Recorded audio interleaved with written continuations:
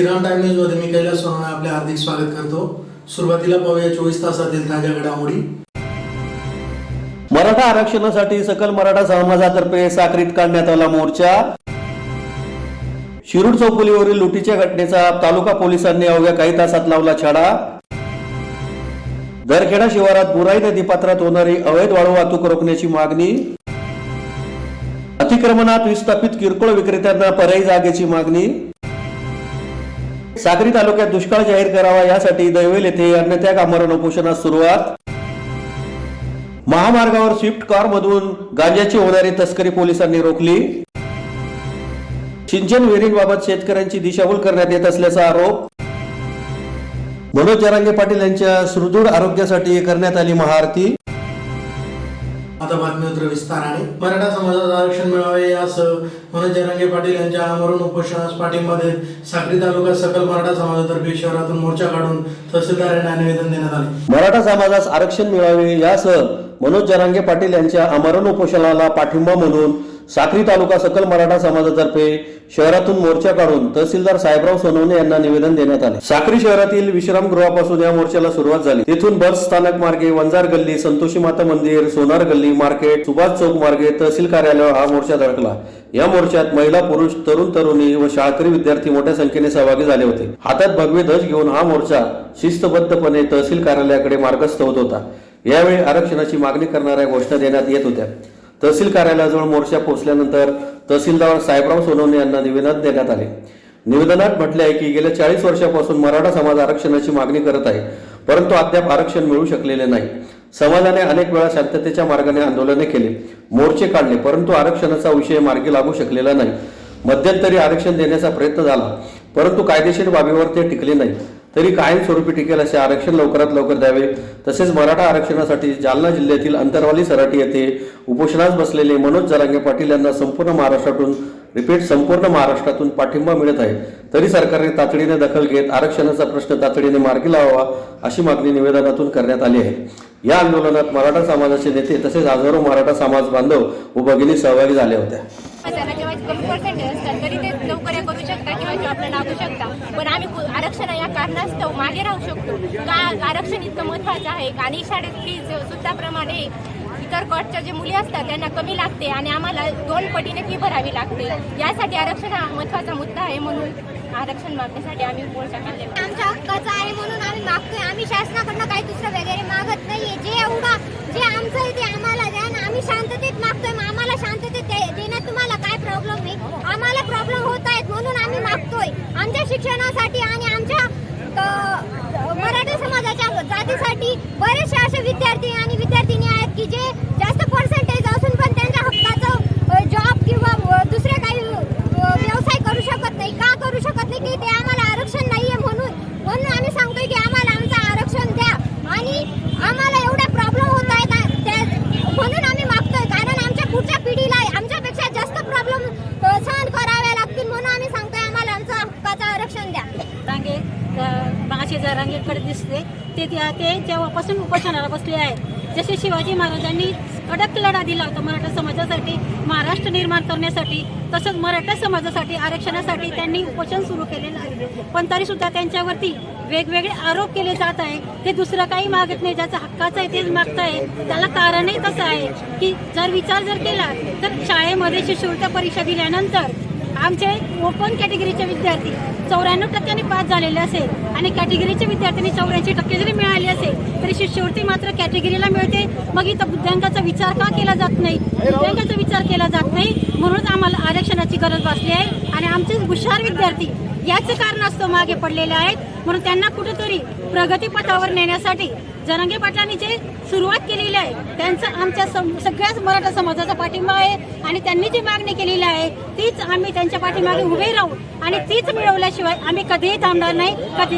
च्या वतीने आज जरांगे पाटील यांच्या उपोषणाच्या समर्थनार्थ हा जवळपास 350-400 समाज बांधवांनी जो मोर्चा काढलेला आहे, आपण या ठिकाणी निवेदन दिलेलं आहे। आपल्या भावना आम्ही शासनाला निश्चित पोहोचू। मुख्यमंत्री साहेबांच्या नावाने आपण हे निवेदन दिलेलं आहे। तर आपलं हे निवेदन, आपल्या ज्या भावना आहे आम्ही त्या शासनाला निश्चित कळवतो। आपण या ठिकाणी अतिशय शांततेने जे आंदोलन या ठिकाणी आणलेलं आहे, शांततेच्या मार्गाने आपण आपल्या मागण्या या ठिकाणी मांडलेल्या आहेत. त्याबद्दल मी पोलीस प्रशासन आणि महसूल प्रशासनाच्या वतीने आपलं या ठिकाणी आभार मानतो. आणि अशाच पद्धतीने जो मॉब किंवा आपण या ठिकाणी आलेले आहात, असेच शांततेच्या मार्गाने देखील इथून देखील आपण आपापल्या घरी जायचं आहे, असं आवाहन मी प्रशासनाच्या वतीने करतो. धन्यवाद. धुळे तालुका पोलिसांनी शिरूर चौफुलीवर बोलेरोसह मुद्देमाल लुटीचा अवघ्या 24 तासात छडा लावला असून 2 वाहनांसह 39 लाखांचा मुद्देमाल हस्तगत करण्यात आला आहे. धुळे तालुका पोलिसांनी शिरूर चौफुलीवरील रस्ता लुटीचा अवघ्या काही तासातच छडा लावला असून 2 वाहनांसह 39 लाखांचा मुद्देमाल हस्तगत करण्यात आला आहे. याबाबत अधिक माहिती अशी की रवींद्र वसंतराव देशमुख राहणार रिधोरा तालुका बाळापूर जिल्हा अकोला हे बुधवार दिनांक 1 रोजी मेहुणबारे येथून 33,05,933 रुपयांचा शेतोपयोगी औषधांचा माल घेऊन धुळे चाळीसगाव रोडने धुळ्याकडे येत होते. त्या दरम्यान सायंकाळी 5 वाजेच्या सुमारास शिरूर चौफुलीवर पुलाचे पुढे एक पांढऱ्या रंगाच्या स्विफ्ट डिझायर कार क्रमांक MH18 6708 व त्यातील 3 ते 4 जणांनी पिकअप क्रमांक MH37 जे 1991 ला थांबवले. आम्ही फायनान्स कंपनीचे लोक आहोत, तुमच्या बोलेरो गाडीवर हप्ते थकीत आहेत, म्हणून ही गाडी धुळे येथे फायनान्स ऑफिसला घेऊन जावी लागणार असल्याचे सांगत चालक देशमुख या शिवीगाळ मारहाण करीत त्याच्यासह सोबत असलेल्या एकाचा मोबाईल व पैसे बळजबरीने हिसकावून चोरून घेऊन गेले. देशमुख यांनी तात्काळ घटनेची माहिती डायल 112 वर प्राप्त होता धुळे तालुका पोलीस ठाण्याचे पोलीस निरीक्षक प्रमोद पाटील आदींनी घटनास्थळी धाव घेतली. तक्रारदाराला अनोळखी चोरट्यांची माहिती विचारून चोरीस गेलेल्या वाहनांच्या क्रमांकाची माहिती घेऊन पोलीस अधीक्षक संजय वारकुंड, अप्पर पोलीस अधीक्षक किशोर काळे, उपविभागीय पोलीस अधिकारी साजन सोनने यांना घटनेची माहिती देऊन त्यांच्या मार्गदर्शनात तपास पथकाने तपासाची चक्रे फिरवून अवघ्या 24 तासात गुन्ह्याचा छडा लावला. जापी तालुका धुळे शिवारातून गुन्ह्यातील एक आरोपी व चोरीस गेलेले 6 लाखांचे पिकअप वाहन व 33,05,933 रुपयांचे शेतीपयोगी औषधे, रोख रुपये आणि गुन्ह्यात वापरलेली कार असा एकूण 39,05,933 रुपयांचा मुद्देमाल जप्त करण्यात आला आहे. सदरची कारवाई पोलीस निरीक्षक प्रमोद पाटील, पोलीस उपनिरीक्षक दीपक धनवटे, नितीन चव्हाण, किशोर खैरनार, प्रवीण पाटील, दगडू कोळी, कुणाल पान पाटील, उमेश पाटील, विशाल पाटील, मुकेश पवार, सुरेंद्र खांडेकर, राजू पावरा, नंदू चव्हाण आदींनी केली. काल एक महत्त्वाची कामगिरी केली. त्यामध्ये एक स्विफ्ट डिझायर कारमधून काही आरोपी आले आणि त्यांनी एक गाडी चालवली होती पिकअप. त्यामध्ये जवळजवळ 33 लाखाचे औषधे होते शेतीमध्ये वापरायची. ती गाडी त्यांनी हायजॅक केली आणि त्यांनी सांगितलं की आम्ही फायनान्शियल लोक आहोत आणि आपले हप्ते थकले आहेत, त्यामुळे गाडी आम्हाला ती गाडी झडती घ्यायची, गाडी ताब्यात घ्यायची आहे. त्यानंतर त्यांनी बळजबरी करून हा माल चोरून नेला. त्यामुळे 354 गुन्हा दाखल केलेला आहे. त्यामध्ये जो गाडीची किमतीसह आणि गेलेल्या मालासह 39 लाखाचा माल आपण हस्तगत केलेला आहे. त्यामध्ये एकूण 3 आरोपी दिसून येत आहेत. त्यात एक आरोपी ताब्यात घेतला आहे, 2 आरोपी शोध घेत आहोत. केल्या कामगिरीबद्दल तर ही महत्त्वाची कामगिरी आहे धुळे तालुका परिषदेची, त्याचं या ठिकाणी कौतुक आहे. शिंदखेडा तालुक्यातील दरखेडा शिवारातील बुराई नदी पात्रातून होणारी वाळूची अवैध वाहतूक रोखावी या मागणीसाठी ग्रामपंचायत व ग्रामस्थांतर्फे जिल्हाधिकारी कार्यालयासमोर निदर्शने करून निवेदन देण्यात आले. शिंदखेडा तालुक्यातील दरखेडा शिवारातील बुराई नदी पात्रातून अवैधरित्या होणारी वाळूची वाहतूक थांबवावी या मागणीसाठी ग्रामस्थ व ग्रामपंचायत तर्फे जिल्हाधिकारी कार्यालयासमोर निदर्शने करून निवेदन देण्यात आले आहे. निवेदनात म्हटले आहे की दरखेडा शिवाराअंतर्गत येणाऱ्या बुराई नदी पात्रातून अवैधरित्या मोठ्या प्रमाणात वाळू वाहतूक होत आहे. सदरच्या वाळू वाहतुकीमुळे गावातील ग्रामस्थांना मोठा त्रास होत आहे. यामुळे अवैध वाळू वाहतूक करणारे व ग्रामस्थांमध्ये वाद होण्याची दाट शक्यता आहे. या वादामुळे वाळू वाहतूक करणाऱ्या ट्रॅक्टरचे ग्रामस्थांतर्फे नुकसान होऊ शकते किंवा जाळपोळ येऊ शकते. यास ग्रामपंचायत व ग्रामस्थ जबाबदार राहणार नाहीत असे निवेदनात नमूद करण्यात आले. तरी सदर वाळू वाहतूक रोखण्यासाठी आपल्या स्तरावरून योग्य ती कारवाई करावी अशी मागणी करण्यात आली आहे. यावेळी दीपक पवार, गोपाल पवार, राहुल पाटील, गणेश पवार, विलास बोरशे, प्रभाकर पवार, बन्सीलाल पवार, नितीन पवार, राहुल पवार, गुलाबराव बागुल, भाऊसाहेब बागुल, ज्ञानेश्वर पाटील, नरेंद्र पाटील, विनोद पाटील, वसंत भिल आदी उपस्थित होते. आज दिनांक 2/11/2023 रोजी एक जिल्हाधिकारी यांना निवेदन दिलेलं आहे वाळू वाहतूक थांबवण्यासाठी. आमच्या दरखेडा गावात पिण्याचा पाण्याचा प्रश्न आहे तो आज निर्माण व्हावा आणि कमीत कमी त्यांनी 1.5 ते 2 किलोमीटरपर्यंत वाळू वाहतूक केलेली आहे. म्हणजे अवैधरित्या थांबवण्यासाठी दरखेडा ग्रामस्थ आज पूर्ण हजर झालेले आहेत आणि ते निवेदन आज दिलेले आहे. तरी त्यांनी लक्ष ठेवून ते काम करावं ही आमच्या दरखेडा ग्रामस्थांची व सरपंचांची विनंती. निवेदन देण्याच्या टायमाला दरखेडा ग्रामस्थ सर्व उपस्थित होते. आता जर ही मागणी तारखेला ही जर मागणी जर त्यांच्याकडनं जर मागणी जर नाही पूर्ण जर नाही झाली तर तरीखेळा हे ग्रामस्थ पूर्ण रोडावर उतरून आंदोलन करतील आणि आंदोलनामध्ये काही झालं तर ते ग्रामस्थ जबाबदार राहणार नाही, हे त्यांनी दखल घ्यावी.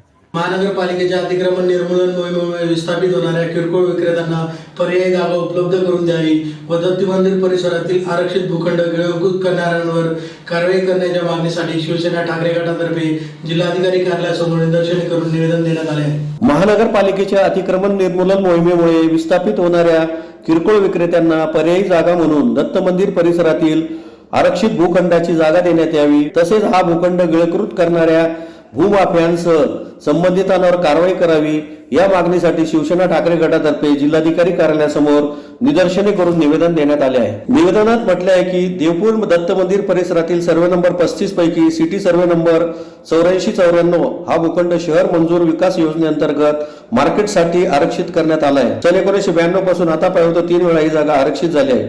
तरी देखील भूसंपादनाची कारवाई न झाल्याने भूमाफियांचे फावले असून त्यांनी हा भूखंड गिळंकृत केला आहे. दिनांक 29 मार्च 23 रोजी झालेल्या महासभेत महापालिकेचे भूखंड कायदेशीररित्या गिळंकृत करणाऱ्यांवर फौजदारी गुन्हे दाखल करण्याचा ठराव पारित करण्यात आला, मात्र प्रत्यक्ष त्यावर कारवाई झालीच नाही. आता महानगरपालिकेच्या अतिक्रमण निर्मूलन मोहिमेमुळे दत्त मंदिर ते नागाव बारीपर्यंत भाजी विक्रेते तसेच किरकोळ व्यावसायिक विस्थापित झाले आहे. हातावर पोट असणाऱ्या या गरिबांना पर्यायी जागा म्हणून तात्पुरत्या स्वरूपात दिल्यास ऐन सणासुदीत त्यांच्या घरची चूल पेटणार आहे, तेव्हा सहानुभूतीपूर्वक या मागणीचा विचार व्हावा, तसेच भूमाफिया व त्याला मदत करणाऱ्यांवर कठोर कारवाई करण्यात यावी अशी मागणी करण्यात आली आहे. यावेळी जिल्हा प्रमुख अतुल सोनवणे, ललित माळी, डॉक्टर सुशील महाजन, बटू गवळी, वैभव पाटील, हर्षल चौधरी, विठ्ठल भोई, निंबा मराठे, जितू चौधरी, प्रवीण साळवे, तेजस सपकळ, अनिल शिरसाट आदी उपस्थित होते. आरक्षित जागेवर 2020 सोशल डिस्टन्सिंग कोरोनाचं नाव घेऊन या भाजीपालावाल्यांना ज्या ठिकाणी 20 वर्षापासून भाजीपाला विकत होते त्या ठिकाणी यांना उठवून दिले आणि रोडावर आग्रा रोडवर बसायला लावून दिलं. 3 वर्षामध्ये असंख्य त्या ठिकाणी अपघात झाले, त्या याच्यामुळे अडचणीमुळे होत आहे असं त्या ठिकाणी सांगण्यात आलं. काल जी काही मोहीम राबवली गेली अतिक्रमण मोहीम, या लोकांना परत त्या ठिकाणी उठवून दिलं. मनपाचा त्या ठिकाणी नागरिकांना सुविधा देणे, हा त्यांच्याकडं भाजी मंडी ही सुविधा देणे. 50 वर्षापासून 2.5 लाख लोक या देवपूरमध्ये राहतात, परंतु त्यांना भाजी मंडी मिळालेली नाही आहे. ती भाजी मंडईची जी आरक्षित जागा आहे तिच्यावर परत त्या ठिकाणी बसायला गेले तर त्यांना पोलिसांचा बळ, तो जो काही धनाढ्य अब्दाधीश व्यक्ती आहे त्याच्याकडं धुळ्यातल्या सर्वात जास्ती संपत्ती आहे, त्या व्यक्तीने या गरिबांची जी काही जमीन आहे, आरक्षित जमीन आहे, या जमिनीवर डल्ला मारण्यासाठी त्या ठिकाणी सर्व प्रशासनाला खेळवण्याचं काम तो करतोय, पैशाच्या जोरावर करतोय आणि सर्व सत्ताधारी पक्षाचे लोक त्या ठिकाणी बघ्याची भूमिका घेत आहे. मग यांचं त्याच्यामध्ये काही साठलोट आहे का, याच्यामध्ये त्यांचे काही भागीदारी आहे का, हा प्रश्न सामान्य धुळेकरांना पडलेला आहे. माझा या ठिकाणी एक विनंती आहे, यांना ज्या ठिकाणाहून उठवलं त्या ठिकाणी यांना परत बसवा आणि जो येडा नामक व्यक्ती आहे त्याच्या नावावर आजही जागा आहे. मग किशोर बापना कोणत्या हेतूने आज कंप्लेंट करायला जातोय आणि याचा काय संबंध, आणि यांनी जे काही बनावट कागदपत्र बनवलेले आहेत या बनावट कागदपत्रांचा या ठिकाणी त्याच्यावर गुन्हा दाखल व्हायला पाहिजे. मनपाची आरक्षित जागा कोणती जागा आहे? 2012ला आरक्षण पडलेलं आहे, तर 2020ला यांनी खरेदी कशी केली, आणि खरेदी केली तर मनपाची आणि जिल्हा अधिकाऱ्याची परमिशन का घेतली नाही. मग परमिशन न घेता जर यांनी ते केलेलं आहे तर याच्या पाठीशी सिटी सर्वे, त्याच्यानंतर महानगरपालिका आणि अजून भूसंपादन कलेक्टरांचा भूसंपादन विभाग यांनी हे कसं काय गडबंगाल झालेलं आहे याचा शोध घेतला पाहिजे. आणि ज्या बात निघले की तो दूर तलक जाएंगी, आम्हाला बाकी काही घेणं देणं नाहीये, आम्हाला फक्त आमची जागा पाहिजे. मागणी काय तुमची? आमची मागणी अशी आहे की या जे काही आता उठलेले अतिक्रमण निघलेलं आहे हे पुन्हा त्या जागेवर जाऊन बसण्यासाठी अतिक्रमण काढलेलं आहे का, यांना पुनर्वसन यांचं करा. या ठिकाणी जी आमची हक्काची आरक्षित जागा आहे देवरे हॉस्पिटलच्या बाजूची, त्या देवरे हॉस्पिटलच्या बाजूच्या जागेवर आम्हाला पुन्हा बसवा. जय हिंद, जय महाराष्ट्र. साक्री तालुक्यात दुष्काळ जाहीर करावा यासह शेतकऱ्यांच्या विविध मागण्यांसाठी साक्री तालुक्यातील दैवेल येथे अखिल भारतीय भ्रष्टाचार निर्मूलन संघर्ष समिती व महाराष्ट्र राज्य कांदा उत्पादक शेतकरी संघातर्फे अन्नत्याग आमरण उपोषण सुरू करण्यात आले. साक्री तालुक्यात कोरडा दुष्काळ जाहीर करावा यासह शेतकऱ्यांच्या विविध मागण्यांसाठी साक्री तालुक्यातील दैवेल येथे अखिल भारतीय भ्रष्टाचार निर्मूलन संघर्ष समिती व महाराष्ट्र राज्य कांदा उत्पादक शेतकरी संघटनेतर्फे अन्नत्याग आमरण उपोषण सुरू करण्यात आले आहे। अखिल भारतीय भ्रष्टाचार निर्मूलन संघर्ष समितीचे राष्ट्रीय अध्यक्ष प्रदीप पाटील खंडापूरकर व महाराष्ट्र राज्य कांदा उत्पादक शेतकरी संघटनेचे संस्थापक अध्यक्ष भारत दिघोळे यांच्या मार्गदर्शनाने साक्री तालुक्यातील दैवेल येथे साक्री तालुका सरसकट दुष्काळ जाहीर करावा, कृषी पंप वीज बिल माफ करावे, नियमित कर्ज फेडणाऱ्या शेतकऱ्यांना 50,000 रुपये अनुदान मिळावे इत्यादी मागण्यांसाठी गुरुवार दिनांक 2/11/2023 रोजी सकाळी 11 वाजेपासून अन्नत्याग आमरण उपोषण सुरू करण्यात आले आहे। या आंदोलनात संजय बच्छाव, अनिल देसले, डोंगरू बैरम, प्राजक्ता देसले,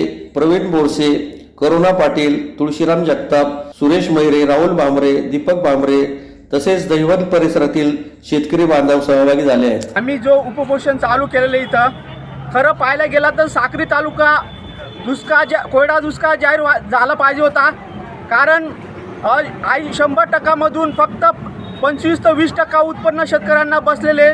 तशाच प्रकारे नदी नालं सुकत आलेले, पाण्याची टंचाई 2-3 महिन्यात मोठ्या प्रमाणात भासू शकते। तशाच प्रकारे 75% शेतकरी असे आहेत की उन्हाळी कांद्याचे बियाणं टाकू शकत नाही, अशी कंडिशन झालेली आहे। त्यासाठी शासनाने दुष्काळ जाहीर करायला पाहिजे होता, मात्र दुष्काळ जाहीर झाला नाही। जोपर्यंत दुष्काळ जाहीर होत नाही तोपर्यंत आमचा अन्नत्याग हा उपोषण चालूच राहील। आमच्या मागण्या अशा आहेत की साक्री तालुका सरसकट कोरडा दुष्काळ जाहीर करण्यात यावा, तसेच प्रकारे 50,000 रुपये हेक्टरी भरपाई देण्यात यावा, पीक कर्ज शेतकऱ्यांचा माफ करण्यात यावा, वीज बिल माफ करण्यात यावा, अशा आमच्या मागण्या आहेत। याची शासनाने दखल घ्यावी। गेल्या पावसाळ्यात जवळजवळ साक्री तालुक्यात 2 ते 3 महिने पाऊस पडलेला नाही। पिकं वाढले पण त्यांना कणीस लागले नाही, मका वाढला त्याला कणीस लागलं नाही, बाजरी वाढली त्याला बाजरी लागली नाही। फक्त शासनाला वाटतंय की खूप मोठा पावसाळा झालेला आहे, कारण आपल्या या दोघी नद्या चालू असल्यामुळे शासनाचा फार मोठा गैरसमज झाला आहे। तरी शासनाला आम्ही आमच्या शेतकरी बांधवांच्या एकीने अशी विनंती करतो की सरसकट साक्री तालुका हा कोरडा दुष्काळ जाहीर करावा। जोपर्यंत आमच्या मागण्या पूर्ण होत नाही तोपर्यंत आम्ही आमचं उपोषण मागे घेणार नाही।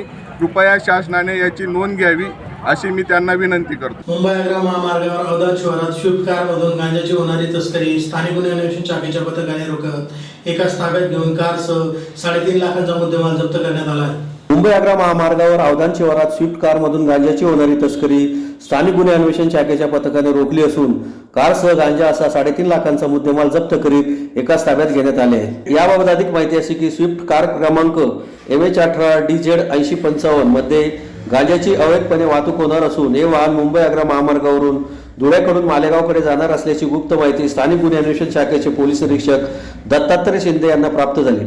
त्यांनी तात्काळ पथकाला वाहनाबाबत खात्री करून कारवाई आदेश दिले। त्यानुसार बुधवार दिनांक 1 रोजी रात्री 8:45 वाजेच्या सुमारास पथकाने सापळा लावून मोहाडी पोलीस ठाणे हद्दीतील अवधान गावाजवळ धुळ्याकडून मालेगावकडे जाणाऱ्या संशयित कारला अडवले, चालकास ताब्यात घेतले। त्यास त्याचे नाव गाव विचारले असता त्याने महबूब खान उस्मान खान वय 62 राहणार 12 इमाम कोटला घास गल्ली अहमदनगर असे सांगितले। स्विफ्ट कारची तपासणी केली असता त्यात मानवी मेंदूवर विपरीत परिणाम करणारा गांजा मिळून आला। 51,050 रुपये किमतीचा 10 किलो 210 ग्रॅम वजनाचा गांजा व 3 लाखांची स्विफ्ट कार असा सुमारे 3,51,050 रुपयांचा मुद्देमाल जप्त करण्यात आला आहे। या प्रकरणी पोलीस शिपाई कमलेश सूर्यवंशी यांच्या फिर्यादीवरून महबूब खान उस्मान खान याच्या विरुद्ध मोहाडी पोलीस ठाण्यात गुन्हा दाखल करण्यात आला आहे।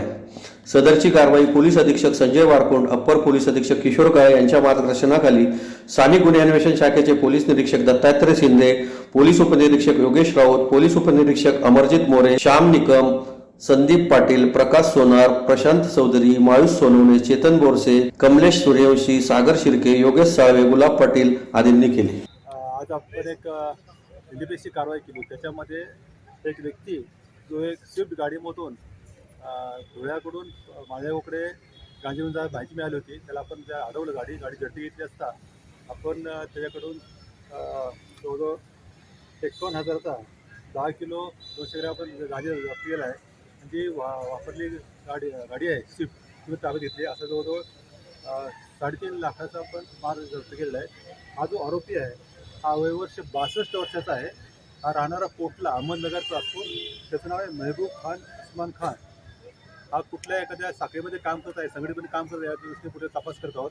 केलेल्या कामगिरीबद्दल LCBच्या टीमचं पूर्ण त्या ठिकाणी कौतुक करतो. महाराष्ट्र ग्रामीण रोजगार हमी योजनेअंतर्गत सिंचन विहिरी प्रकरणी अपूर्ण माहितीचा आधार घेऊन शेतकऱ्यांची दिशाभूल करू नये असे आवाहन जिल्हा परिषदेत पत्रकार परिषद घेऊन करण्यात आले. महाराष्ट्र ग्रामीण रोजगार हमी योजनेअंतर्गत सिंचन विहीर प्रकरणी अपूर्ण माहितीचा आधार घेत बोलणाऱ्या पुढाऱ्यांनी श्रेय लाटण्याच्या नादात शेतकऱ्यांचा बळी घेऊ नये असे आवाहन जिल्हा परिषदेच्या सत्ताधारी गटातर्फे पत्रकार परिषद घेऊन करण्यात आले आहे. धुळे तालुक्यात गेल्या 4 वर्षापासून एकही सिंचन विहीर मंजूर झालेली नाही. तालुक्यात महाराष्ट्र ग्रामीण रोजगार हमी योजनेच्या सिंचन विहिरीच्या कामामध्ये सातत्याने तक्रारी झाल्याने विभागीय चौकशी झाली. बऱ्याचशा शेतकरी तसेच अधिकाऱ्यांना चौकशींना सामोरे जावे लागले.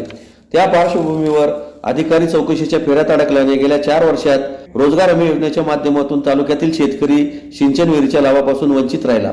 आता नवीन शासन निर्णयाचा आधार घेत सन 2023-24 या आर्थिक वर्षासाठी पारदर्शी प्रक्रिया पार पाडून गरजू विकास सिंचन विहीर मिळावी या हेतूने खासदार डॉक्टर सुभाष भामरे, जिल्हा परिषद अध्यक्ष अश्विनी पवार, जिल्हा परिषद सदस्य राम बदाने, संग्राम पाटील, आशुतोष पाटील, किशोर आलोर, माजी सभापती धरती देवरे, सुधीर जाधव यांच्या पुढाकाराने धुळे पंचायत समिती सभापती वंदना मोरे व सर्व पंचायत समिती सदस्य यांच्या एकमताने सर्व सदस्यांना समान उद्दिष्टे देण्यात यावे, जेणेकरून तालुक्यातील सर्व गटांमध्ये समान लाभ देता येईल. या व्यापक भूमिकेतून प्रत्येक सदस्यांना प्रत्येकी 20 सिंचन विहिरीचे उद्दिष्ट देण्यात आले. परंतु विद्यमान आमदार कुणाल पाटील यांनी ही वस्तुस्थिती आणि संपूर्ण प्रक्रिया पूर्ण जाणून न घेता आततायीपणाने विधानसभेत तारांकित प्रश्न उपस्थित केला व तालुक्यातील शेतकऱ्यांचा बळी घेतला.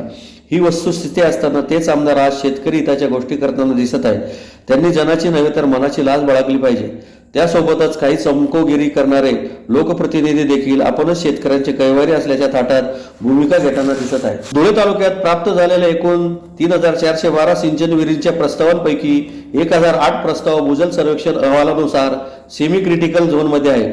सेफ झोनमध्ये 24 ते 4 प्रस्ताव असून त्यापैकी पहिल्या टप्प्यात 1062 प्रस्ताव हे पात्र ठरले आहे. उर्वरित 1339 प्रस्तावांपैकी 495 प्रस्तावांची पूर्तता करण्याच्या सूचना देण्यात आल्या आहेत. 819 प्रस्ताव असे आहेत की त्यांच्या 7-12 उतार्यावर विहिरी, ट्यूबवेल, पाणी घेण्याचा हक्क व इतर पीक पाणीवर विहिरीची नोंद असल्याने सदरचे प्रस्ताव अपात्र ठरवण्यात आले आहे. या संदर्भात पंचायत समिती सभागृहात झालेल्या सभेत जे पात्र आणि पूर्तता करण्याचे प्रस्ताव आहेत तसेच अपात्र प्रस्ताव आहेत त्यांची पुन्हा एकदा पडताळणी करून अंतिम यादी मंजूर करण्यात यावी. तालुक्यातील कोणत्याही शेतकऱ्यांची जात, पात, पंथ व पक्ष न पाहता पारदर्शीपणे लाभार्थ्यांची निवड करण्यात यावी असे पंचायत समिती सभागृहात ठरवण्यात आले. त्यानुसार सर्व प्रस्तावांची पडताळणी करण्याचे ठरले आहे.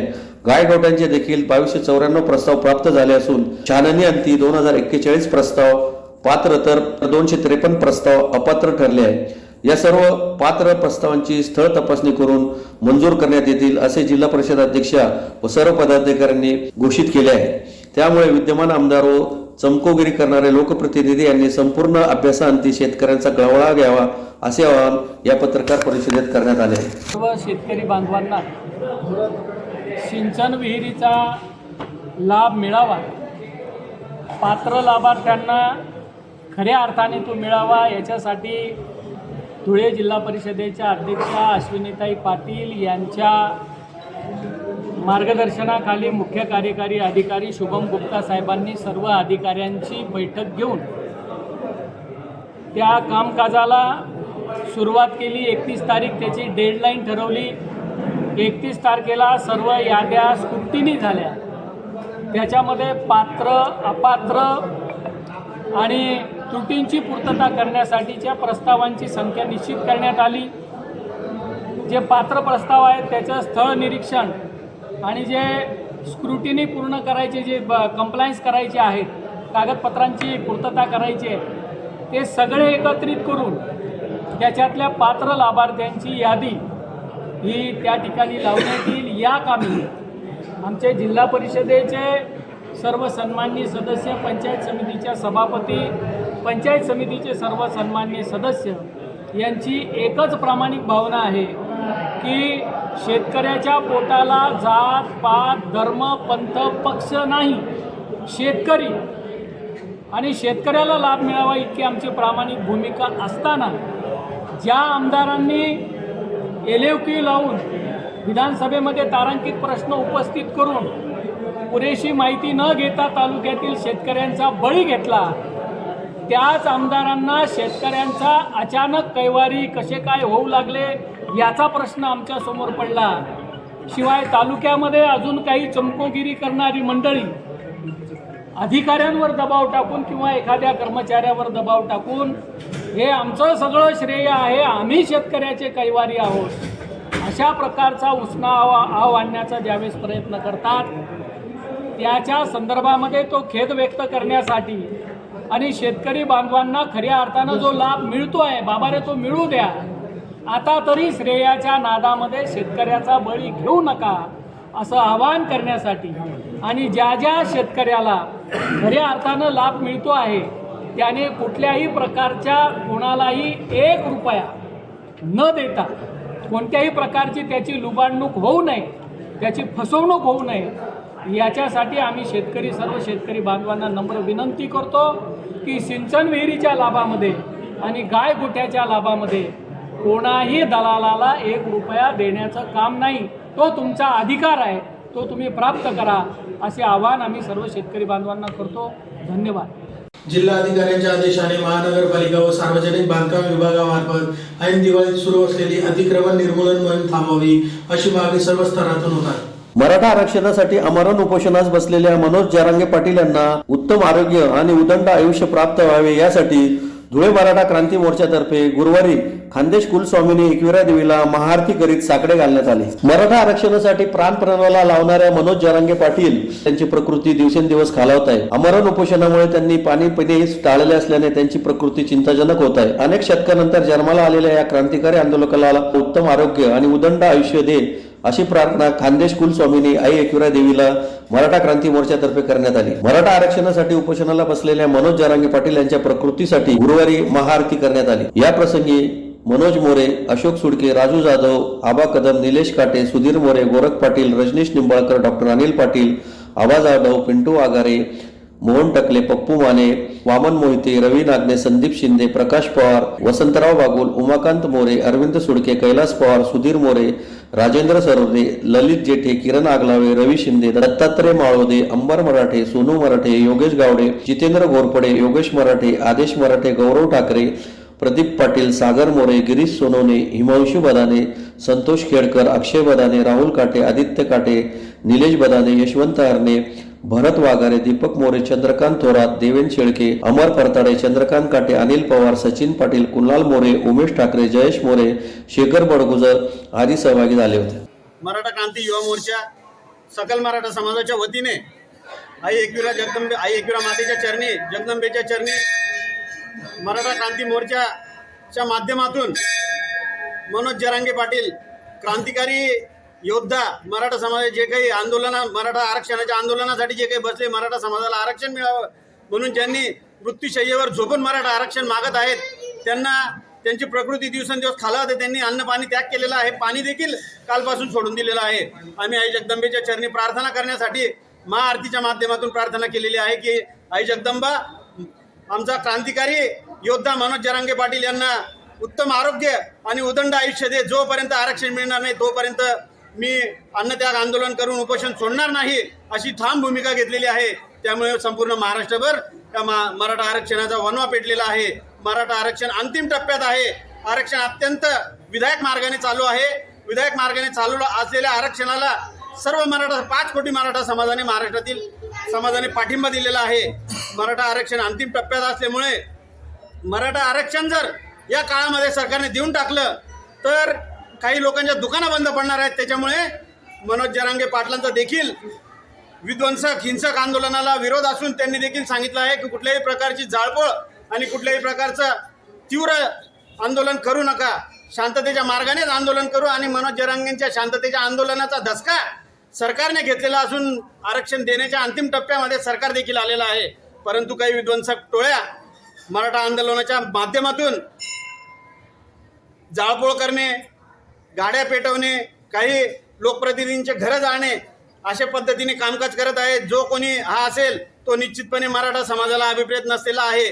मनोज जरांगे पाटलांवर ज्यांचा विश्वास असेल, मनोज जरांगे पाटलांच्या आंदोलनावर ज्यांचा विश्वास असेल ते निश्चितपणे असं कुठल्याही प्रकारचं विध्वंसक आंदोलन करणार नाहीत.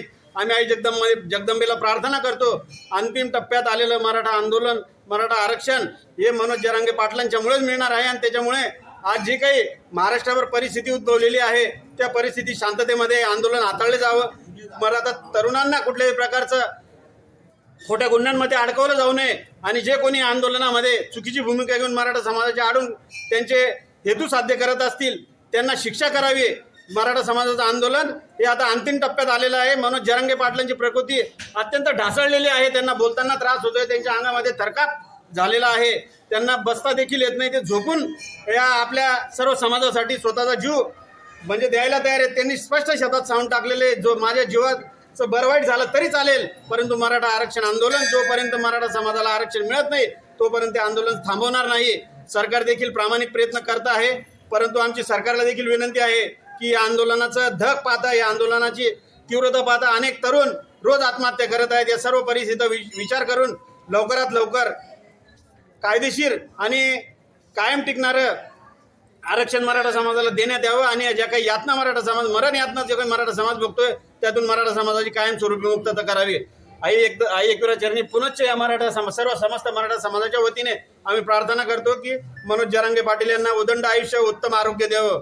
पुन्हा एक नजर ठळक घडामोडींवर. मराठा आरक्षणासाठी सकल मराठा समाजातर्फे साक्रीत काढण्यात आला मोर्चा. शिरूर चौफुलीवरील लुटीच्या घटनेचा तालुका पोलिसांनी अवघ्या काही तासात लावला छडा. दरखेडा शिवारात बुराई नदीपात्रात होणारी अवैध वाळू वाहतूक रोखण्याची मागणी. अतिक्रमणात विस्थापित किरकोळ विक्रेत्यांना पर्यायी जागेची मागणी. साक्री तालुक्यात दुष्काळ जाहीर करावा यासाठी दैवेल येथे अन्नत्याग आमरण उपोषणास सुरुवात. महामार्गावर स्विफ्ट कार मधून गांजाची होणारी तस्करी पोलिसांनी रोखली. सिंचन विहिरींबाबत शेतकऱ्यांची दिशाभूल करण्यात येत असल्याचा आरोप. मनोज जरांगे पाटील यांच्या सुदृढ आरोग्यासाठी करण्यात आली महाआरती. याचबरोबर श्रीराम टाइम न्यूजच्या बातमीपत्र संपले. दिवसभरातील ताज्या घडामोडींसाठी पाहत राहा श्रीराम टाइम न्यूज. भेटूया पुढील प्रसारणात. तोपर्यंत नमस्कार.